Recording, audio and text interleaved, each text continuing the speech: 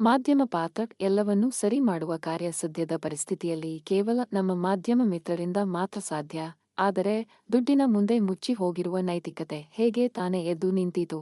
ಒಂದು ಸಣ್ಣ ಘಟನೆಯನ್ನು ದೊಡ್ಡದಾಗಿ ತೋರಿಸುವ ಶಕ್ತಿ ಮಾಧ್ಯಮಗಳಿಗೆ ಮಾತ್ರ ಇದೆ.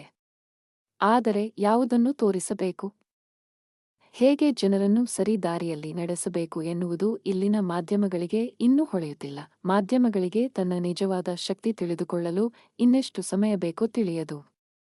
ಇಲ್ಲಿ ಒಂದು ಸರ್ಕಾರದ ಬದಲಾವಣೆ ಮಾಡುವಷ್ಟು ಶಕ್ತಿ ಹೊಂದಿರುವ ಮಾಧ್ಯಮ ಏಕೆ ಹಿಂಜರಿಕೆಯನ್ನು ವ್ಯಕ್ತಪಡಿಸುತ್ತಿದೆ?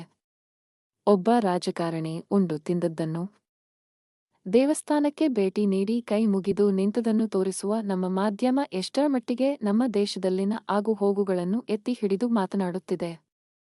ಇಲ್ಲಿ ಒಂದು ದೊಡ್ಡ ಹೋರಾಟಕ್ಕೆ ಸಮ 1 ಗಂಟೆಯ ಕಾಲ ನಮ್ಮ ಮಾಧ್ಯಮಗಳಲ್ಲಿ ನಡೆಸುವ ಸಂವಾದ. ಸರ್ಕಾರ ಮಾಡುತ್ತಿರುವ ಕೆಲಸಗಳು ಸರಿಯೇ? ಇಲ್ಲವೇ? ಎಂದು ಧೈರ್ಯವಾಗಿ ಹೇಳಲು ಕೆಲವು ಒಂದೆರಡು ಮಾಧ್ಯಮಗಳು ಅಲ್ಪ ಸ್ವಲ್ಪ ಯಶಸ್ಸು ಕಂಡರೆ ಅದು ಬರೀ ಒಂದೆರಡು ದಿನಗಳಿಗೆ ಮಾತ್ರ ಸೀಮಿತವಾಗಿರುತ್ತದೆ. ಇಲ್ಲಿ ಎಲ್ಲಿಯ ತನಕ ಮಾಧ್ಯಮಗಳು ತನ್ನ ಅಸ್ತಿತ್ವದ ಉದ್ದೇಶ ಅರಿಯುವುದಿಲ್ಲವೋ, ಎಲ್ಲಿಯವರೆಗೆ ಪಕ್ಷಪಾತವಿಲ್ಲದೆ ಕೆಲಸ ಮಾಡುವುದಿಲ್ಲವೋ, ಅಲ್ಲಿಯ ತನಕ ಅದರ ನಿಜವಾದ ಉದ್ದೇಶ ಪೂರ್ವಕವಾಗಿ ಪೂರ್ಣಗೊಳ್ಳುವುದಿಲ್ಲ. ನ್ಯಾಯ ತಕ್ಕಡಿಯ ಸರಪಳಿಯಾಗಿ ತೂಗಬಲ್ಲದು ಈ ನಮ್ಮ ಮಾಧ್ಯಮ.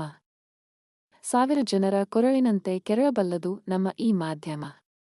ಸತ್ಯದ ತಾವರೆಯಂತೆ ಅರಳಬಲ್ಲದು ನಮ್ಮ ಈ ಮಾಧ್ಯಮ.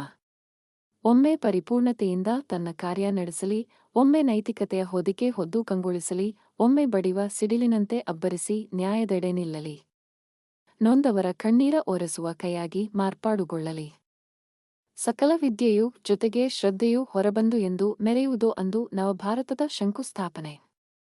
ಜನ ಜೀವನದ ನಿಜಕಲ್ಪನೆ.